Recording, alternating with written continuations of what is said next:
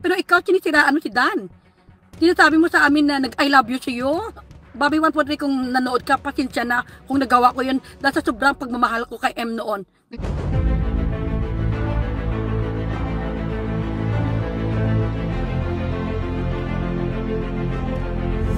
Ayun, shoutout guys. Muli po, welcome to my YouTube channel. Ito po si Kuya July, ang inyong katugang, ang inyong kalingap na muling babati muna sa inyo ng magandang araw, magandang gabi, saang sulok man po tayo ng mundo naroon. At sa araw na ito, panibagong vlog po ulit tayo. At ito po ay magiging part 2 nung na-discuss po natin nung nakaraan patungkol po sa mga pahayag po ni Ma'am Anarita Reyes.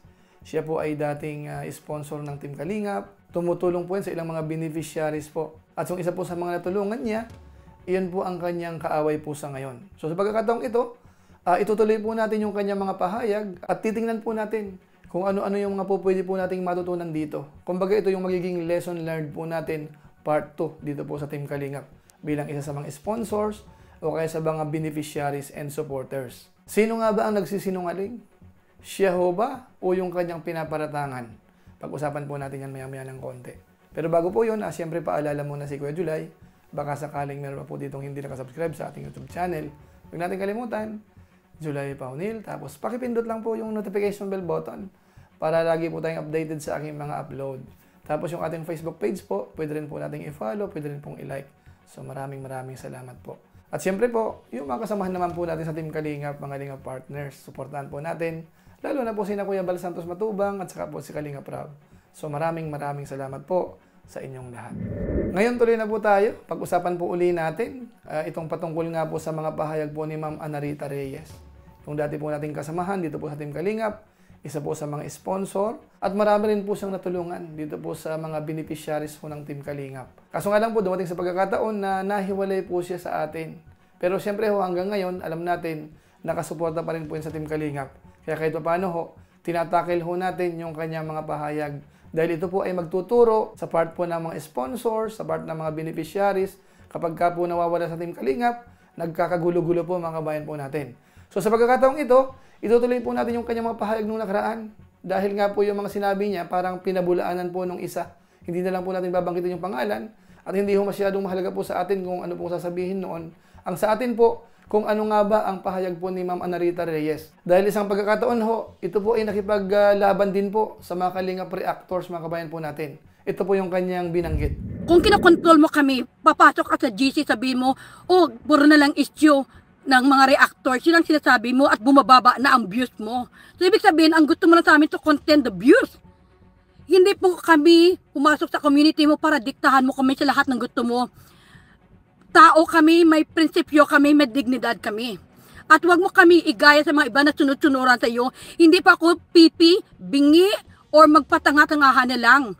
You know, lahat ginawa ko. Alam mo noon, nung nandiyan ako sa community mo, inaway ko pa si July Paunil.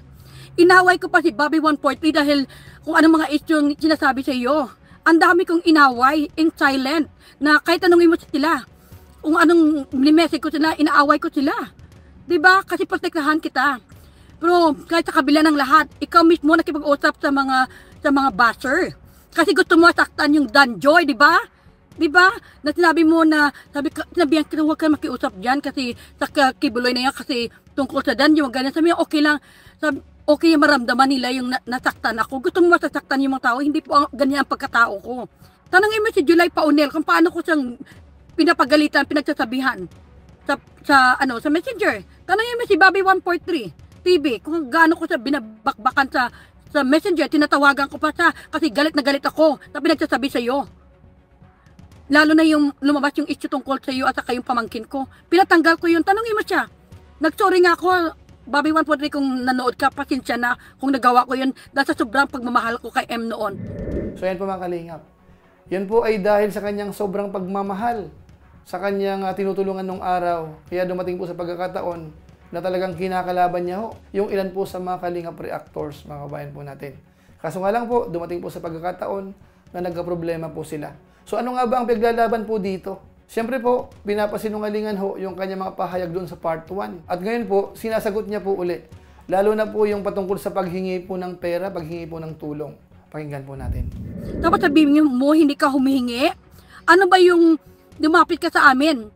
Sabi mo sa amin yung Naga Kali Foundation. Hinaharang ng mga dean ang scholarship mo.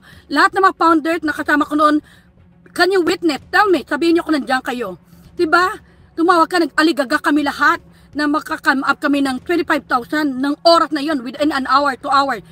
We come up the money kasi sabi mo na wala ka ng scholarship. Ginawa namin kasi humingi ka ng tulong sa amin. Ginawa namin yon. Nag-emergency meeting kami para mapadala namin. Nung dumating ang pera, after next day yata, sabi mo, may scholarship ka na kasi okay na.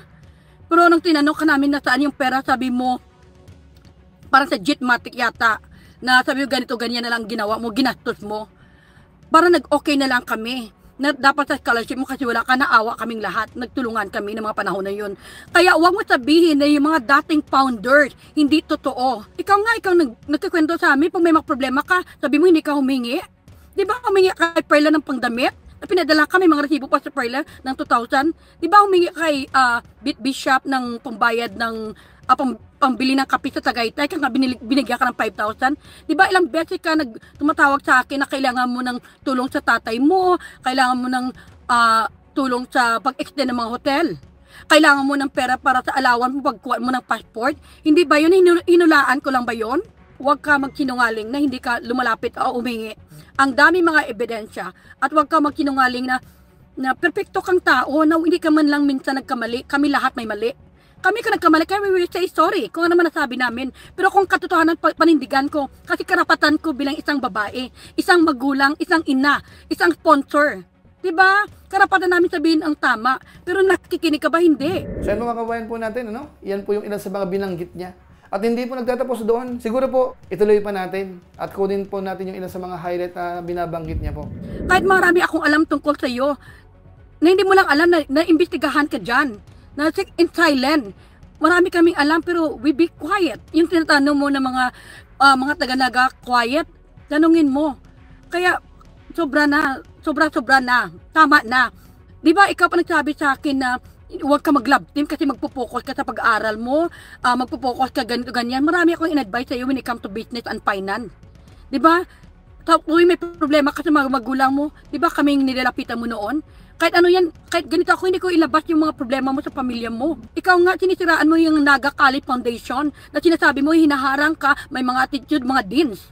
Diba? Ikaw mismo nagsabi kasi nawala yung scholarship mo. Pero kami nagtumikap kami kasi ayaw namin ma-stop ang pag-aaral mo. Gusto namin na matuloy-tuloy yung pala may scholarship ka. Kay Mr. Villanueva. Diyan. Diba? Alam mo si Kalingap Dan na sobrang bait na tao yun. Nakakausap ko yan minsan noon. Wala akong narinig sa kanya. Pero ikaw, sinisiraan mo si Dan. Sinasabi mo sa amin na nag-I love you sa'yo. Ano pang sinabi mo? Marami mga ex-founder dyan, maka-witness na nung nakainom si Dan, whatever. Marami ka. Pero ang pinapalabas mo, iba. Iba ka. Totoo yun. Iba ka sa harap ng kamera. Sobrang bait mo. Parang malang anghel. Pero sa likod ng kamera, ang dami kang sinasabi, lalo na sa mga founders. Tapos sabihin mo na hindi mo ginagawa yan, hindi ka ganyan. Huwag ka magsinungaling. God is watching you. So ayun mga kabayan po natin, siguro po, hindi ko na po masyadong ipapaliwanag po yan. Sapat na po yung kanyang mga binanggit. Kayo na po ang bahala kung sino po ang nagsasabi ng totoo sa kanilang dalawa. Basta ang punto po natin dito, ano po yung ating matututunan o kaya magiging lesson learned po. Kapag tayo po ay umalis sa Kalingap na may mga kasamang kaalyado, ayun nga po, dumarating sa pagkakataon na halos nag-away-away po sila. Ang dami po nila. Hanay ng mga reactors, hanay ng mga sponsors, nagkahiwa-hiwalay po mga kabayan po natin. Ngayon ang tanong, bakit ho kaya? Sino ho kaya ang may kasalanan? So pwede nyo pong i-comment kung ano po sa palagay po natin, sino ang may pagkakamali po dito. At sana ho, hindi ho sa Team Kalingap isisi mga kabayan po natin. So yun lang po muna siguro ang ating reaction video po uli.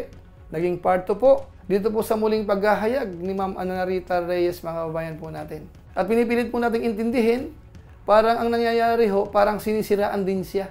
Base po dun sa kanyang mga pahayag, may mga grupo na naninira sa kanya kaya siya po ay napipilit ang magsalita. So siguro po, bahala na sila. Kung sino ang marapat tumigil, kung marapat ituloy-tuloy po yan, nasa sa kanila na po yan mga kabayan po natin. Basta tayo po sa Team Kalingap, ayos lang po tayo dito. Nice! Kaya masasabi ko lang po sa mga sponsors, bago po kayo umalis sa Kalingap, pag-isipan po natin. Sa mga beneficiaries po, bago tayo umalis, pag-isipan din po natin. So sa pamamagitan po niyan, pansamantala, magpapaalam muna si Kuya July. Pero gaya po ng dati, gusto ko lang po munang i-shout out ang mga sumusunod.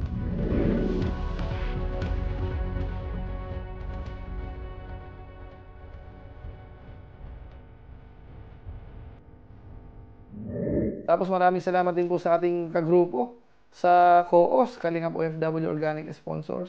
Dahil lagi lang po silang nandyan, nakandang sumuporta po sa mga proyekto ng Team Kalingap. So maraming salamat po sa inyo. So muli, ito po si Kuya July, ang inyong katugang, ang inyong Kalingap na pansamantalang nagpapaalam po muna. Kita-kita ulit tayo sa mga susunod ko pang vlog.